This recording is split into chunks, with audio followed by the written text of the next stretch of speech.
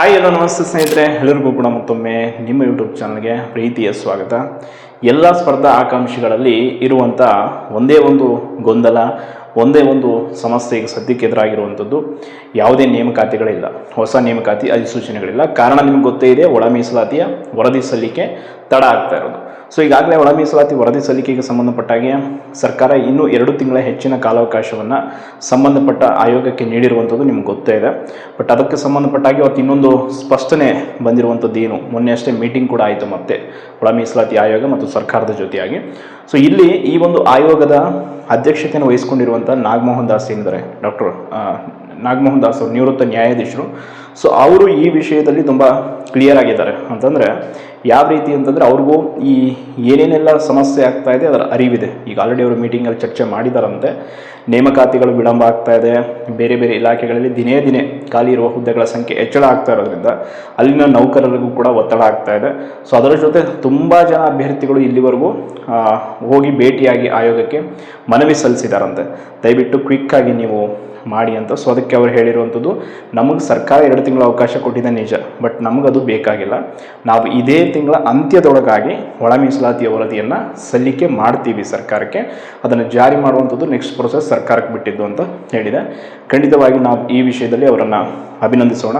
ಕಾರಣ ಅವರು ಕೂಡ ತುಂಬ ಕೆಳ ಸ್ತರದಿಂದ ಬಂದಂಥವರು. LLB ಅವ್ರಿಗೂ ಯಾವ ರೀತಿ ಅವರು ವ್ಯಾಸಂಗ ಮಾಡಿದ್ದಾರೆ ಅನ್ನೋದು ಹಲವಾರು ಬಾರಿ ಅವರು ಸಾರ್ವಜನಿಕ ಕಾರ್ಯಕ್ರಮಗಳು ಹೇಳ್ಕೊಂಡಿದ್ದಾರೆ. ಸೊ ಅವ್ರಿಗೂ ಕೂಡ ಅಭ್ಯರ್ಥಿಗಳ ನೋವು ಕಷ್ಟ ಅರ್ಥ ಆಗುತ್ತೆ. ಈ ಕಡೆ ವಯೋಮಿತಿ ಸಡಿಲಿಕೆ ಇಲ್ಲ, ಏಜ್ ಲಿಮಿಟ್ ಕ್ರಾಸ್ ಆಗುತ್ತೆ, ಅದೆಲ್ಲ ಕೂಡ ಕಾರಣಗಳನ್ನು ಅಭ್ಯರ್ಥಿಗಳು ಅವ್ರ ಮುಂದೆ ಹೇಳ್ಕೊಂಡಿದ್ದಾರೆ. ಸೊ ಈಗಾಗಲೇ ಸರ್ಕಾರ ಏನಾದರೂ ಇನ್ನೊಂದು 2-3 ತಿಂಗಳಿಗೆ ಪೋಸ್ಟ್ಪೋನ್ ಮಾಡೋಣ ಅಂತ ಪ್ಲಾನ್ ಮಾಡಿತ್ತು ಏನೋ ಗೊತ್ತಿಲ್ಲ. ಬಟ್ ಆಯೋಗ ಮಾತ್ರ ತುಂಬ ಕ್ಲಿಯರ್ ಆಗಿದೆ. ಆ್ಯಂಡ್ ಇನ್ನೊಂದು ವಿಷಯ, ನಾಗಮೋಹನ್ ದಾಸ್ ಅವರು ಹೇಳಿರುವಂಥದ್ದು, ನಾನೇನಾದರೂ ಇನ್ನಷ್ಟು ತಡ ಮಾಡಿದ್ರೆ ನನಗೆ ಈಗ ಹಿಂದಿನ ವೇತನ ಕೂಡ ಕೊಡಬೇಡಿ, ನೀವು ನಮಗೆ ವೇತನ ಬೇಡ ಅಂತ ಹೇಳಿದ್ದಾರೆ. ಅಂತಂದರೆ ಅವರ ನಿಷ್ಠೆಯನ್ನು, ಈ ಕೆಲಸದಲ್ಲಿರುವಂಥ ಅವರ ನಿಷ್ಠೆಯನ್ನು ನಾವು ಮೆಚ್ಚಲೇಬೇಕು. ಆ್ಯಂಡ್ ಈಗ ಆಲ್ರೆಡಿ SC ಸಮುದಾಯದ ಹಲವಾರು ಮುಖಂಡರು, ಸಂಘಟನೆಗಳು ಕೂಡ ಹೋಗಿ ಅವರಿಗೆ ಮನವಿಯನ್ನು ಕೊಟ್ಟಿದೆ. ಅವರು ಕೂಡ ತುಂಬ ಕ್ವಿಕ್ಕಾಗಿ ಕೆಲಸ ಮಾಡ್ತಾ ಇದ್ದಾರೆ. ಬಟ್ ಸಮಸ್ಯೆ ಆಗಿದ್ದಂಥದ್ದು ಒಂದು, ನಿಮ್ಗೆ ಗೊತ್ತೇ ಇದೆ, ಮನೆ ಮನೆಗೆ ತೆರಳಿ ಸಮೀಕ್ಷೆ ಮಾಡುವಂಥದ್ದು ತುಂಬ ಕ್ಲಿಯರ್ ಆಗಿತ್ತು. ಬಟ್ ಅಲ್ಲಿ ಕೂಡ ಒಂದಿಷ್ಟು ತೊಂದರೆಗಳಾಯಿತು. ಆ್ಯಂಡ್ ಆ್ಯಪ್ ಮೂಲಕ ಡಿಕ್ಲರೇಷನ್ ಮಾಡೋದಕ್ಕೂ ಕೂಡ ಸ್ವಲ್ಪ ಸಮಸ್ಯೆ ಆಯಿತು. ಆ 2 ಬಿಟ್ಟರೆ ಉಳಿದಂತೆ ಹೆಚ್ಚು ಸಮಸ್ಯೆ ಆಗಿರೋದು ಈ ಬೆಂಗಳೂರು ಭಾಗದಲ್ಲಿ. ಇಲ್ಲಿ ಹಲವಾರು ಜನರನ್ನು ಕಾಂಟ್ಯಾಕ್ಟ್ ಮಾಡೋದಕ್ಕಂದರೆ ಮನೆ ಮನೆಗೆ ಹೋದಾಗ ನೇರವಾಗಿ ತುಂಬ ಜನ ಅಲ್ಲಿ ಮಾಹಿತಿ ಸರಿಯಾಗಿ ಸಿಗಲಿಲ್ಲ. ಅದೆಲ್ಲ ಕಾರಣದಿಂದಾಗಿ ಕೂಡ ಈಗ ಮತ್ತೆ ಇನ್ನೊಂದು ವಿಶೇಷ ಶಿಬಿರದ ಮೂಲಕ ಮಾಹಿತಿಯನ್ನು ಕಲೆ ಹಾಕ್ತಾ ಇದ್ದಾರೆ.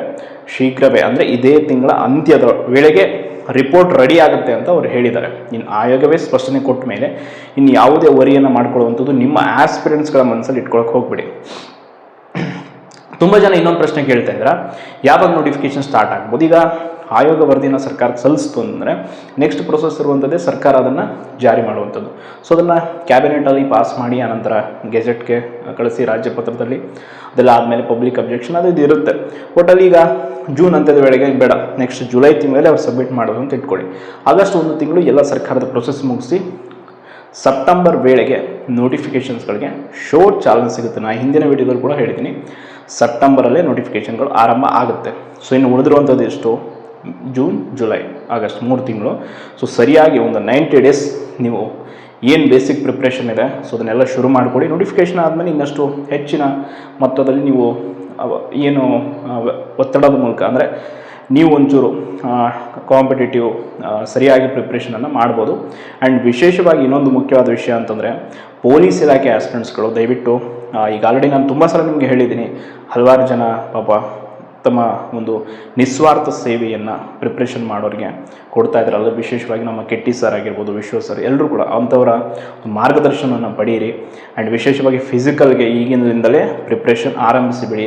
ಎಕ್ಸೈಸ್ ಸಬ್ ಇನ್ಸ್ಪೆಕ್ಟರ್ ಶೋರ್ ನೋಟಿಫಿಕೇಷನ್ ಆಗುತ್ತೆ. ಆ್ಯಂಡ್ ಶಿಕ್ಷಕರ ಹುದ್ದೆಗಳು ಕೂಡ ಆಗುತ್ತೆ. ಎಲ್ಲರಿಗಿಂತ ಹೆಚ್ಚಾಗಿ ಸಿವಿಲ್ PSI ಹುದ್ದೆ 600 ಹುದ್ದೆಗಳದು, ಆ್ಯಂಡ್ ಕಾನ್ಸ್ಟೇಬಲ್ ಹುದ್ದೆಗಳು, CRDR, KSRP ತುಂಬ ನೋಟಿಫಿಕೇಷನ್ಸ್ ಇದೆ. ಸೊ ಡಿಲೇ ಮಾಡೋಕ್ಕೆ ಹೋಗಬೇಡಿ. ನಾಳೆ ಮಾಡಿದ್ರಾಯಿತು, ನಾಡಿದ್ದು ಮಾದ್ರಾಯಿತು, ನೋಡೋಣ ಇನ್ನೂ ಲೇಟ್ ಆಗುತ್ತಂತೆ, ಯಾರ್ಯಾರೋ ಮಾತುಗಳಿಗೆ ಕಿವಿ ಕೊಡುವಂಥದ್ದು ಬೇಡ. ಬಿಕಾಸ್ ಆಯೋಗವೇ ಸ್ಪಷ್ಟಪಡಿಸ್ಬಿಟ್ಟಿದೆ, ನಾವು ಈ ಮಂತ್ ಎಂಡ್ ಅಷ್ಟಲ್ಲೇ ರಿಪೋರ್ಟ್ ರೆಡಿ ಇರುತ್ತೆ, ಸೊ ನಾವು ಕೊಡ್ತೀವಿ ಅಂತ. ಇನ್ನೇನು ಆಯೋಗವೇ ಸ್ಪಷ್ಟನೆ ಕೊಟ್ಟ ಮೇಲೆ ಇನ್ನು ಯಾವ ಒಂದು ವಿಚಾರವನ್ನು ನಾವು ಯಾಕೆ ಮಾಡೋದು? ಆ್ಯಂಡ್ ಸರ್ಕಾರ ತಡ ಮಾಡ್ತಾ ಇರೋದಕ್ಕೆ ಅವ್ರದ್ದು ಕೆಲವೊಂದಿಷ್ಟು ವೈಯಕ್ತಿಕ ಏನೇನೋ ಪ್ರಾಬ್ಲಮ್ಸ್ ಇರುತ್ತೆ. ಬಟ್ ಅವರು ಅದನ್ನು ಕೂಡ ಸರಿಪಡಿಸ್ಕೊಳ್ಬೇಕು. ಆ್ಯಂಡ್ ಇನ್ನೊಂದು ವಿಷಯ, KS ವಿಚಾರವಾಗಿ ಆ KATದು ಆರ್ಡ್ರದ್ದು ಅದಕ್ಕೆ ಸಂಬಂಧಪಟ್ಟಾಗ ನಾನು ನಿನ್ನೆ 2 ವಿಡಿಯೋದ ಮೂಲಕ ಮಾಹಿತಿ ನೀಡಿದ್ದೀನಿ ನಿಮಗೆ. ಹೆಚ್ಚುವರಿಯಾಗಿ ನಾನೇ ನಿನ್ನೆ ಬೆಳಗ್ಗೆನೇ ಆ ವಿಷಯದ ಬಗ್ಗೆ ಬ್ರೇಕಿಂಗ್ ನ್ಯೂಸ್ ಕೊಟ್ಟಿದ್ದೆ. ಬಟ್ ಅದಾದಮೇಲೆ ಇವತ್ತು ತುಂಬ ಜನ ಎಲ್ಲ ಕಡೆ ಚರ್ಚೆ ಆಗ್ತಾ ಇದೆ. ಬಟ್ ಅದ್ರ ಬಗ್ಗೆ ಇನ್ನಷ್ಟು ಹೆಚ್ಚಿನ ಮಾಹಿತಿ ಕೂಡ ಇದೆ, ಸೊ ಅದನ್ನು ಕೂಡ ನಾನು ತಿಳಿಸ್ಬೇಕು. ಬಟ್ ಈಗ ಸದ್ಯಕ್ಕೆ ಈ ವಿಡಿಯೋದಲ್ಲಿಲ್ಲ, ನೆಕ್ಸ್ಟ್ ವಿಡಿಯೋದಲ್ಲಿ ಡೀಟೇಲ್ಡ್ ಆಗಿ ನಿಮಗೆ ಆ ವಿಷಯದ ಬಗ್ಗೆ ಮಾಹಿತಿಯನ್ನು ಕೊಡ್ತೀನಿ. ಸೊ ವೇಟ್ ಮಾಡ್ತಾ ಇರಿ. ಆ್ಯಂಡ್ ಅಗೇನ್ ಈ ಮಾಹಿತಿ ತುಂಬ ಹೆಲ್ಪ್ಫುಲ್ ಆಗಿದೆ ಅಂತ ಅಂದ್ಕೊಳ್ತೀನಿ. ಧನ್ಯವಾದ.